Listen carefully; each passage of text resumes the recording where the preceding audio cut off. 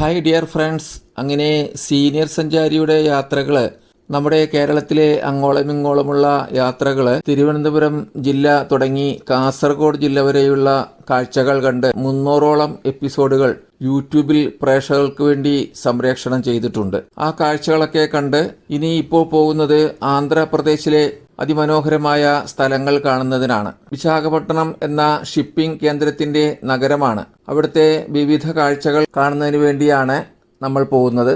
ആ കാഴ്ചകൾ നമുക്ക് എപ്പിസോഡുകളായി കാണാം. ഹലോ സുഹൃത്തുക്കളെ, വിശാഖപട്ടണം സിറ്റിയുടെ മധ്യത്തിലായി സ്ഥിതി ചെയ്യുന്ന ഗഡിരാജു പാലസ് ഹോട്ടലിലാണ് ഞങ്ങളിവിടെ താമസിച്ചത്. അപ്പോൾ ആ ഹോട്ടലിനെ കുറിച്ചുള്ള വിശദവിവരം നമുക്കറിയാം. അതൊരു വലിയൊരു കൺവെൻഷൻ സെന്റർ സ്ഥിതി ചെയ്യുന്ന ഒരു ഹോട്ടലാണ്. 25,000 അടി വലിപ്പമുള്ള ഒരു കൺവെൻഷൻ സെന്ററാണ് ഈ ഹോട്ടലിലുള്ളത്. 59 റൂമുകൾ യാത്രികർക്ക് താമസിക്കുന്നതിന് വേണ്ടിയുള്ള സൗകര്യം ഇവിടെ ചെയ്തിട്ടുണ്ട്. നല്ല 3 സ്റ്റാർ ഫെസിലിറ്റിയുള്ള വലിയ റൂമുകളാണ്. 2 റെസ്റ്റോറന്റുകൾ ഇവിടെ പ്രവർത്തിക്കുന്നുണ്ട്. 3 ബാങ്കറ്റ് ഹാളുകളുണ്ട്. അതുപോലെ തന്നെ 2 ബോർഡ് റൂമുകളും ഈ ഹോട്ടലിലുണ്ട്. കോർപ്പറേറ്റ് മീറ്റിംഗുകളും പൊളിറ്റിക്കൽ മീറ്റിംഗുകളും സാധാരണയായി ഇവിടെ നടക്കാറുണ്ട്. ഇതാ ഈ ഹോട്ടലിന്റെ മുമ്പിലായി വിശാലമായ ഒരു കാർ പാർക്കിംഗ് ഏരിയയാണ് കാണുന്നത്. അതിന്റെ മധ്യത്തിലായി ഒരു ഫൗണ്ടനും അതുപോലെ തന്നെ സുന്ദരമായ ഗോൾഡൻ കളറിലുള്ള പ്രതിമകളും ഇവിടെ സ്ഥാപിച്ചിരിക്കുന്നു.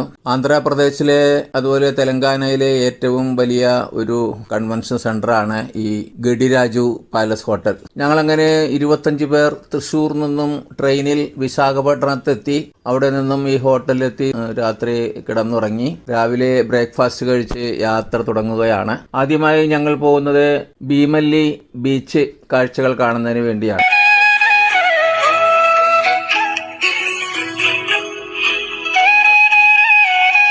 പോകുന്ന വഴിക്ക് ഇതാ പട്ടണത്തിലെ വിവിധ കാഴ്ചകൾ. കൈലാസഗിരി പർവ്വതമാണ് അങ്ങകലെ കാണുന്നത്.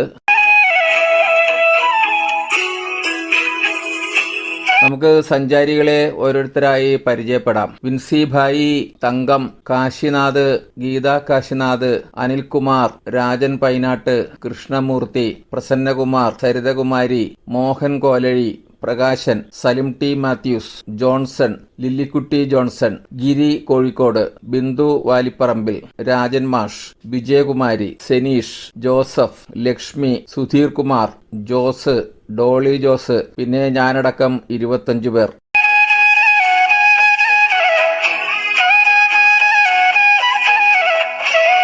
ഇന്ത്യയുടെ തെക്ക് കിഴക്ക് ഭാഗത്തുള്ള ഒരു സംസ്ഥാനമാണ് ആന്ധ്രാപ്രദേശ്. തെലുങ്ക് ഭാഷ മുഖ്യമായി സംസാരിക്കപ്പെടുന്ന ഈ സംസ്ഥാനത്തിന്റെ തലസ്ഥാനം അമരാവതിയാണ്. പക്ഷേ കൂടുതൽ വികസിതമായ പട്ടണം വിശാഖപട്ടണവും. തെലങ്കാന, ഛത്തീസ്ഗഡ്, ഒറീഷ, മഹാരാഷ്ട്ര, തമിഴ്നാട് എന്നിവയുമായി അതിർത്തി പങ്കിടുന്ന സംസ്ഥാനമാണിത്. ഈസ്റ്റേൺ ഗാട്സിന്റെ കിഴക്കായി സ്ഥിതി ചെയ്യുന്ന സമതല പ്രദേശങ്ങളും ഡെക്കാൻ പീഠഭൂമിയുടെ കിഴക്കൻ ഭാഗവും ചേർന്നതാണ് ആന്ധ്രാപ്രദേശ്. തെലങ്കാന, റായലസീമ, തീരദേശ ആന്ധ്ര എന്നിങ്ങനെ 3 മേഖലകളാണ് ഈ സംസ്ഥാനത്തുള്ളത്. 13 ജില്ലകളുണ്ട് ആന്ധ്രാപ്രദേശിൽ. ആന്ധ്രയിലെ ഏറ്റവും പ്രധാനപ്പെട്ട നദിയാണ് കൃഷ്ണ. കൃഷ്ണാനദി തെലങ്കാന, റായലസീമ പ്രദേശങ്ങളെ വേർതിരിക്കുന്നു. സീനിയർ സഞ്ചാരി അങ്ങനെ യാത്രയ്ക്കിടെ സാമൂഹ്യ പാഠം ക്ലാസ്സിൽ പഠിച്ച വിഷയങ്ങൾ ഓർത്തെടുത്തു. പണ്ടുകാലത്ത് ചോള, പല്ലവ, ചാലൂക്യ രാജവംശങ്ങൾ ഭരിച്ച നാടാണ് തെലുങ്കുദേശം. പിന്നീട് ആന്ധ്രാപ്രദേശ് കാകതീയ രാജവംശത്തിന്റെ അധീനതയിൽ വരികയും അവസാനമായി വിജയനഗര സാമ്രാജ്യം ഇവിടെ കെട്ടിപ്പടുക്കുകയും ചെയ്തു. സ്ത്രീകൾക്ക് പുരുഷന്മാരെ പോലെ മാന്യമായ സ്ഥാനം ലഭിച്ച ഒരു സാമ്രാജ്യമായിരുന്നു വിജയനഗരം. ക്ഷേത്രനഗരമായും വിജയനഗരം കൂടുതൽ അറിയപ്പെട്ടു. ഇരുഭാഗത്തുമുള്ള കെട്ടിടങ്ങളും കാഴ്ചകളും കണ്ട് ഭീമല്ലി ബീച്ചിൽ ഞങ്ങൾ എത്തിച്ചേർന്നു. ടൈൽ പാകിയ നടപ്പാത, നെടുനീളത്തിൽ തെങ്ങുകൾ കുടവിരിച്ചു നിൽക്കുന്നു. കടലിനെ അഭിമുഖമായി നിരനിരയായി ചാരുബെഞ്ചുകൾ സ്ഥാപിച്ചിട്ടുണ്ട്. സഞ്ചാരികൾക്ക് അവിടെ ഇരുന്ന് കടലിലേക്ക് നോക്കി അസ്തമയ കാഴ്ചകൾ കാണാം. സായാഹ്നം ചെലവഴിക്കാം. ഫുട്പാത്തിനരികിൽ ഐസ്ക്രീം കച്ചവടക്കാർ നിരനിരയായി കിടക്കുന്നു. അത് അവിടെ ശ്രീബുദ്ധന്റെ പ്രതിമ കാണുന്നു. തല മാത്രമാണ് നിർമ്മിച്ചു വച്ചിരിക്കുന്നത്. പണ്ടുകാലത്ത് ബുദ്ധമത വിശ്വാസികളുടെ ഒരു കേന്ദ്രമായിരുന്നു ഭീമല്ലിപുരം എന്ന ഭീമല്ലി.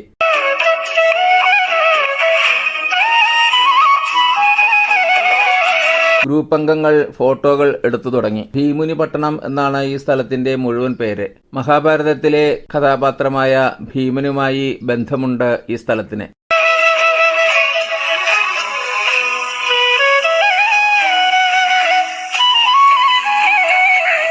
ഞാൻ ബീച്ചിലേക്കുള്ള ഒരു കവാടത്തിൽ എത്തിച്ചേർന്നു. ജപ്പാനിലും ചൈനയിലും മറ്റും കാണുന്നത് പോലെയുള്ള കവാട ഗോപുരം. ആ ഗോപുരത്തിന്റെ ശില്പഭംഗി ആസ്വദിച്ച് ഞാൻ നടക്കുകയാണ്. ഐസ്ക്രീം വണ്ടികൾ അങ്ങനെ നിരനിരയായി കിടക്കുന്ന ഒരു ഭാഗത്തുകൂടി ഞാൻ എത്തിച്ചേർന്നു.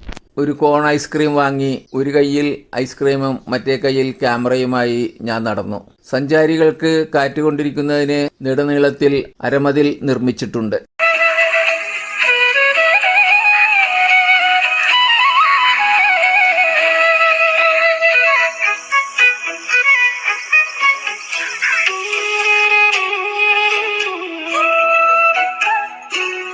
തിരക്ക് കുറഞ്ഞ റോഡാണ്. വെയിൽ സഹിക്കാൻ വയ്യ. വാഹന പാർക്കിങ്ങിന് പ്രത്യേകം ടൈൽ പതിച്ച സ്ഥലം നീക്കിവച്ചിരിക്കുന്നു.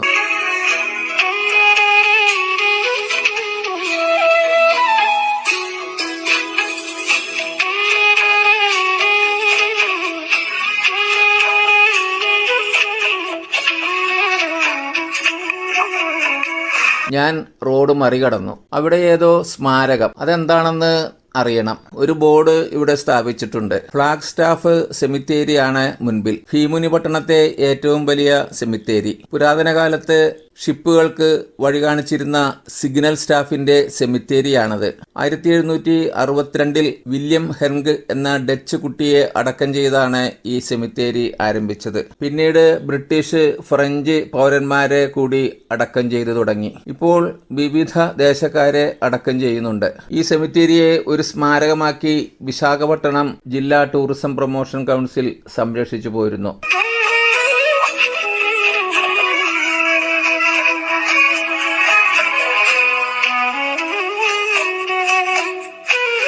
ഐസ്ക്രീം കഴിച്ച് ശരീരം തണുപ്പിച്ച് ഞാൻ നടന്നു. ഇനി തീരത്തേക്ക് ഇറങ്ങണം. കാലുകൾ തിരകളിൽ കുതിർക്കണം.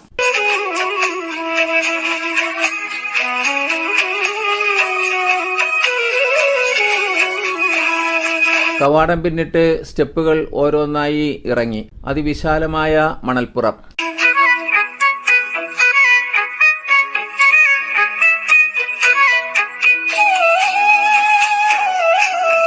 കടലിൽ തിരമാലകൾ വെള്ളിവര തീർത്ത് ഒന്നിനു പുറകെ മറ്റൊന്നായി തീരത്തേക്ക് അണഞ്ഞുകൊണ്ടിരിക്കുന്നു.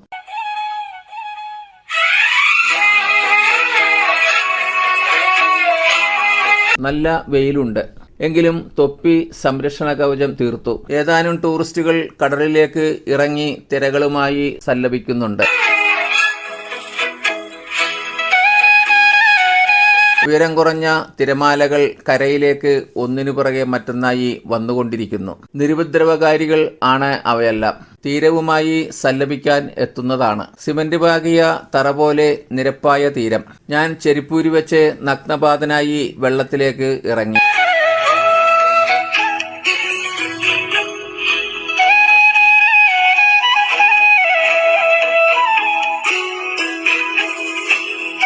വിശാലമായ ബംഗാൾ ഉൾക്കടലും തിരമാലകളും കണ്ട് നനുത്ത കാറ്റേറ്റ് നടക്കുമ്പോൾ ആ മനോഹര ഗാനം എൻ്റെ ചുണ്ടുകളിലൂടെ പുറത്തേക്കൊഴുകി.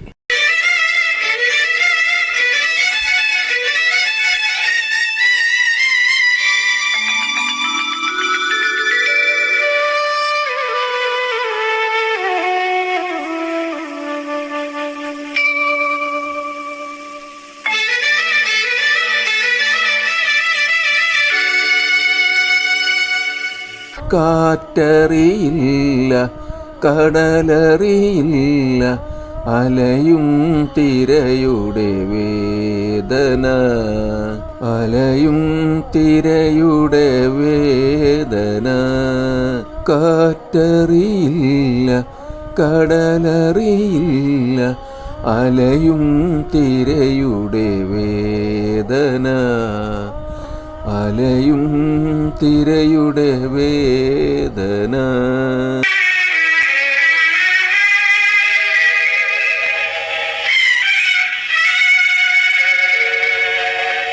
കുറച്ചകലെയായി ആളുകൾ കൂടുതൽ തിരകളിൽ കളിക്കുന്നുണ്ട്. ഞാൻ അങ്ങോട്ട് നടന്നു. സഹസഞ്ചാരികൾ അവിടെയുണ്ട്. ഇവിടെ കുറച്ച് പാറക്കെട്ടുകൾ കാണാം. അങ്ങകലെയായി ഒരു പ്രതിമ ഉയരത്തിൽ സ്ഥാപിച്ചിരിക്കുന്നു. ഞാൻ ആ പ്രതിമയെ സൂക്ഷിച്ചു നോക്കി. അതെ, അത് ഒരു മത്സ്യകന്യകയുടെ പ്രതിമയാണ്. മെർമെയ്ഡ് എന്ന് ഇംഗ്ലീഷിൽ പറയും. പച്ചപ്പായൽ നിറഞ്ഞ പാറകൾക്ക് മുകളിലായി നമ്മുടെ ഗ്രൂപ്പിലെ ഡാൻസുകാരി വിജയകുമാരി ഫോട്ടോയ്ക്ക് പോസ് ചെയ്യുന്നു. എന്റെ ക്യാമറ കണ്ടതോടെ ഒന്നുകൂടെ പോസ് ചെയ്ത് ഫോട്ടോയ്ക്ക് തയ്യാറായി നിന്നു. ഇവിടെ തിരമാലകൾ കുറച്ചു കൂടുതലാണ്. പാറകളിൽ വന്ന് തലതല്ലി പൊട്ടിച്ചിതറുകയാണ്. ഇത് പ്രകൃത്യാലുള്ള പാറക്കൂട്ടങ്ങളാണോ എന്ന് സംശയമുണ്ട്. പണ്ടുകാലത്ത് ഉണ്ടായിരുന്ന ബൃഹത്തായ ഒരു കെട്ടിടം ഇടിഞ്ഞുപൊളിഞ്ഞ ശേഷമുള്ള അസ്ഥിവാരത്തിന്റെ ബാക്കിയാകുമോ? അങ്ങനെയും സംശയം തോന്നി.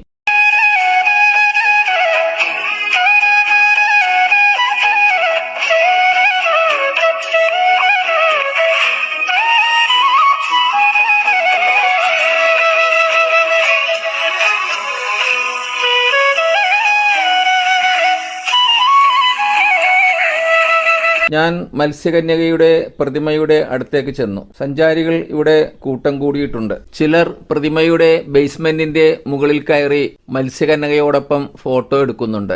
എങ്ങനെയാണ് ബേസ്മെന്റിന്റെ മുകളിൽ കയറിയത് എന്ന് മനസ്സിലാകുന്നില്ല. ഞാൻ അടുത്തേക്ക് ചെന്ന് പ്രതിമയുടെ ക്ലോസപ്പിലുള്ള ഒരു വീഡിയോ പിടിച്ചു. കൊള്ളാം, അതിമനോഹരമായ നിർമ്മിതി.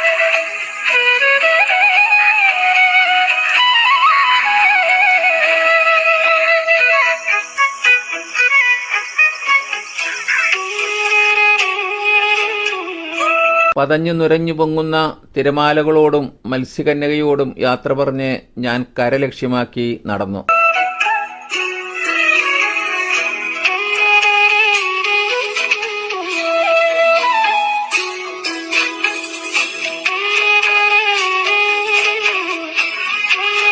അകലെ ലൈറ്റ് ഹൗസ് കാണാം. നല്ല സ്വർണ്ണ നിറത്തിൽ പൂഴിമണൽ നിറഞ്ഞ കടപ്പുറം. ഇവിടെ ചെറിയൊരു ഷോപ്പ് സ്ഥാപിച്ചിരിക്കുന്നു. കന്യാകുമാരിയിൽ കാണുന്നത് പോലെ ചിപ്പികളും ശംഖുകളും കക്കത്തോടുകളും മറ്റും കൊണ്ട് നിർമ്മിച്ചിരിക്കുന്ന അലങ്കാര വസ്തുക്കൾ വിൽക്കുന്ന കടയാണ്. അവയങ്ങനെ കിടക്കുന്നത് കണ്ടപ്പോൾ വളരെ മുമ്പ് കന്യാകുമാരിയിൽ പോയ കാര്യം മനസ്സിലേക്ക് ഓർത്തെടുത്തു. കട പിന്നിട്ട് ഞാൻ സ്രാവിന്റെ വായ പോലെ നിർമ്മിച്ചിരിക്കുന്ന കവാടത്തിലൂടെ പുറത്തേക്കിറങ്ങി.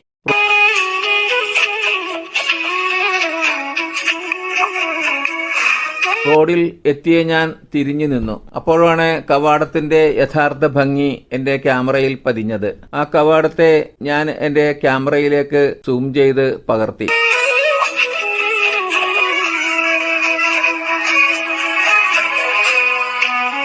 മറ്റൊരു കവാടത്തിലൂടെ ഞാൻ വീണ്ടും അകത്തേക്ക് നടന്നു. ഇവിടെ ഏതാനും പ്രതിമകൾ കാണാം. ടൈൽ വാകിയ മനോഹരമായ നടപ്പാതയ്ക്ക് നടുവിൽ പ്രതിമകൾ. 2 ഡോൾഫിനുകളുടെ പ്രതിമയ്ക്ക് മധ്യത്തിലായി ലവ് ഭീമിലി എന്ന് സിമെന്റിൽ നിർമ്മിച്ചിരിക്കുന്ന കാഴ്ചയും കാണാം.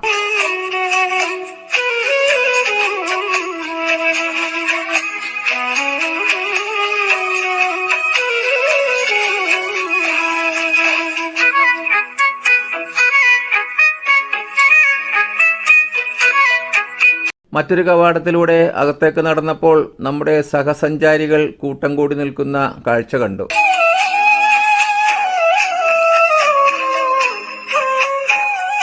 ധ്യാനത്തിലിരിക്കുന്ന ബുദ്ധസന്യാസികളുടെ പ്രതിമകൾക്കരികിൽ അതിന്റെ ഭംഗി ആസ്വദിച്ച് നിൽക്കുകയാണവർ.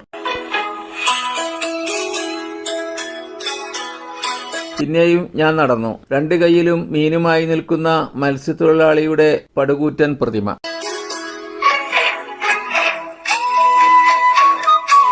അനേകം പ്രതിമകളെ പിന്നെയും നമുക്ക് ഇവിടെ കാണാം.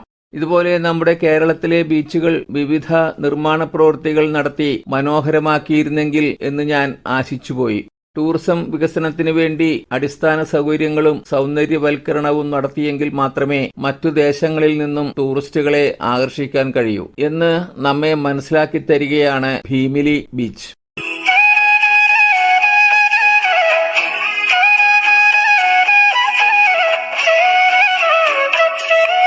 ബീച്ചിന്റെ എതിർഭാഗത്തായി കുട്ടികളുടെ ഒരു പാർക്ക് സ്ഥാപിച്ചിരിക്കുന്നു. വളരെയധികം കളി ഉപകരണങ്ങൾ കുട്ടികൾക്ക് വേണ്ടി പാർക്കിൽ സജ്ജീകരിച്ചിട്ടുണ്ട്. കുട്ടികളുമായി വന്നാൽ ഉദ്യാനത്തിൽ കയറി പച്ചപ്പുൽപ്പരപ്പിൽ വിശ്രമിക്കാം. കുട്ടികൾക്ക് കളിക്കാം. പിന്നെ ബീച്ചിലിറങ്ങി അസ്തമയം കാണാം. കടലിൽ കുളിക്കണമെങ്കിൽ അതുമാകാം. ഐസ്ക്രീം നുണഞ്ഞ് തിരിച്ചു പോകാം. എല്ലാം ഒരു കുടക്കീഴിൽ.